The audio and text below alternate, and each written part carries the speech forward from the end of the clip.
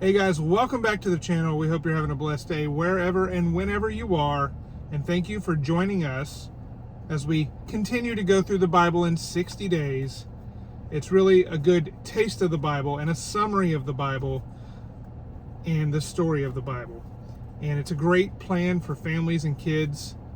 Really, if anybody who just has an interest in getting started, it's a great plan. And if you want to do this plan or other plans like it, go to the website questionsgod.com. That's questionsgod.com.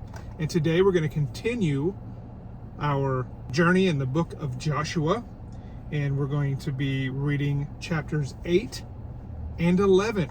As always, if you want to go back and catch up, there is a playlist on the channel. You can do that as well. Right now, though, we're going to jump right in. We're reading from the NIV translation. Ian is going to read chapter 8, and then I will read chapter 11. So pause this, grab your coffee, grab your Bible, do whatever it is that you do, and join us, and we'll give it away to Ian. Ian, take it away, chapter 8. Then the Lord said to Joshua, "Do not be afraid, do not be discouraged. Take the whole army with you, and go up and attack Ai. For I have delivered into your hands the king of Ai, his people, his city, and his land. You shall do to Ai and its king as you did to Jericho and its king, except that you may carry off their plunder and livestock for yourselves. Set an ambush behind the city." So Joshua and the whole army moved out to attack Ai. He chose 30,000 of his best fighting men and sent them out at night. With these orders, listen carefully. You are to set an ambush behind the city. Don't go very far from it. All of you will be on the alert. I and all those with me will advance on the city, and when the men come out against us, as they did before, we will flee from them.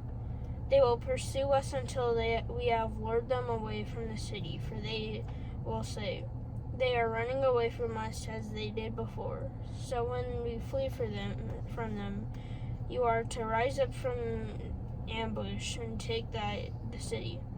The Lord your God will give it into your hand.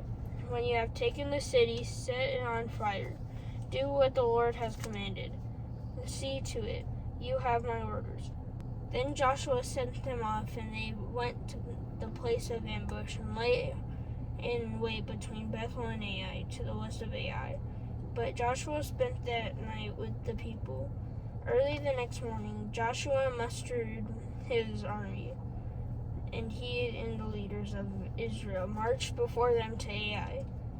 The entire force that was with him marched up and approached the city and arrived in front of it. They set up camp north of Ai, with the valley between them and the city. Joshua had taken about 5,000 men and set them in ambush between Bethel and Ai, to the west city. So the soldiers took up their positions with the main camp to the north of the city and the ambush to the west of it. That night Joshua went into the valley. When the king of Ai saw this, he and all the men of the city hurried out early in the morning to meet Israel in a battle at a certain place overlooking the Where's that at? Araba. Yeah. But he did not know that an ambush had been set against him behind the city. Joshua and all the Israel let themselves be driven back before them, and they fled toward the wilderness. All the men of Ai were called to pursue them, and they pursued Joshua and were lured away from the city. Not a man remained in Ai or Bethel who did not go after Israel. They left the city open and went in pursuit of Israel.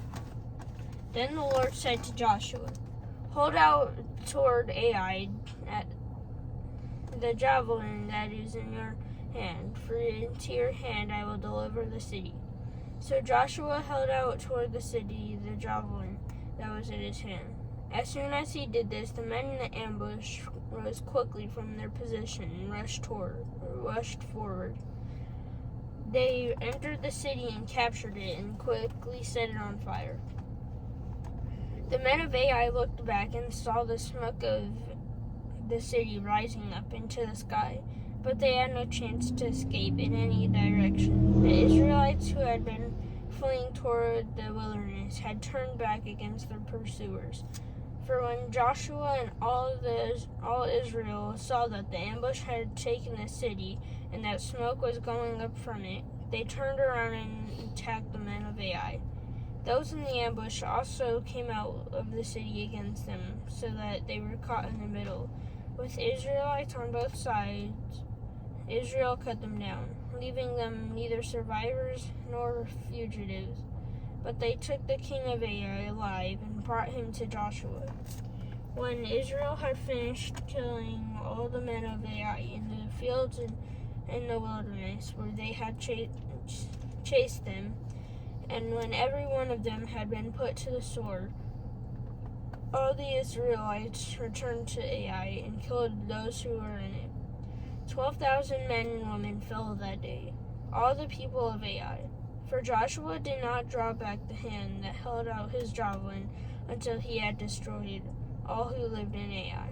But Israel did carry off for themselves the livestock and the plunder of this city, as the Lord had instructed Joshua. So Joshua burned Ai and made it a permanent heap for ruins, a desolate place to this day. He impaled the body of the king of Ai on a pole and left it there until evening. At sunset, Joshua ordered them to take the body from the pole and throw it down to the entrance of the city gate. And they raised a large pile of rocks over it, which remains to this day. Then Joshua built on Mount Ebal an altar to the Lord, the God of Israel, as Moses, the servant of the Lord, had commanded the Israelites. He built it according to what is written in the book of law of Moses, an altar of uncut stones on which no iron tool had been used. On it they have offered to the Lord burnt offerings and sacrificed fellowship offerings. There in the presence of the Israelites, Joshua wrote on stones a copy of the law of Moses. All the Israelites with their elders, officials, and judges were standing on both sides of the Ark of the Covenant of the Lord, facing the Levitical priests who carried it. Both the foreigners living among them and the native-born were there. Half of the people stood in the front of Mount Gerizim, and half of them in front of Mount Ebal, as Moses, the servant of the Lord, had formerly commanded when he gave instructions to bless the people of Israel. Afterward, Joshua read all the words of the law, the blessings and curses, just as it was written in the book of law. There was not a word of all that Moses had commanded that Joshua did not read to the whole assembly of Israel, including the women and children, and the foreigners who lived among them. All right, so that's chapter 8. Stay with us. We got another chapter. We're going to move over to chapter 11, as it's Northern Kings defeated.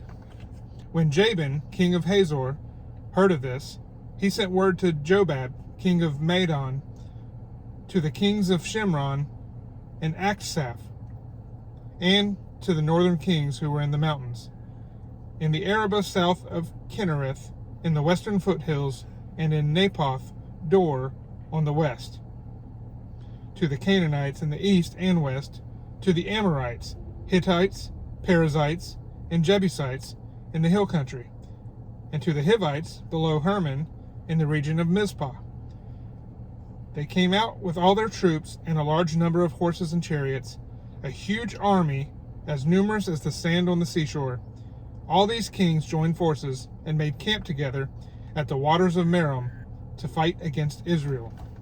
The Lord said to Joshua, "Do not be afraid of them, because by this time tomorrow I will hand all of them, slain, over to Israel. You are to hamstring their horses and burn their chariots." So Joshua and his whole army came against them suddenly at the waters of Merom and attacked them, and the Lord gave them into the hand of Israel. They defeated them and pursued them all the way to Greater Sidon, to Misrephoth, Maim, and to the valley of Mizpah on the east, until no survivors were left. Joshua did this to them as the Lord had directed. He hamstrung their horses and burned their chariots. At the time Joshua turned back and captured Hazor and put its king to the sword. Hazor had been the head of all these kingdoms. Everyone in it they put to the sword. They totally destroyed them, not sparing anyone that breathed, and he burned Hazor itself. Joshua took all these royal cities and their kings and put them to the sword. He totally destroyed them, as Moses, the servant of the Lord, had commanded.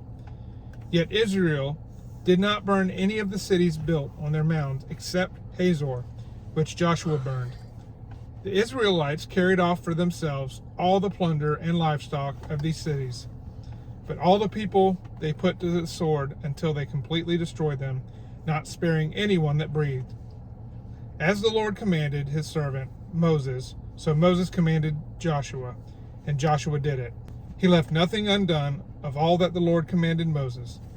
So Joshua took this entire land, the hill country, all the Negev, the whole region of Goshen, the western foothills, the Arabah, and the mountains of Israel with their foothills, from Mount Halak, which rises towards Seir, to Baal Gad, in the valley of Lebanon below Mount Hermon.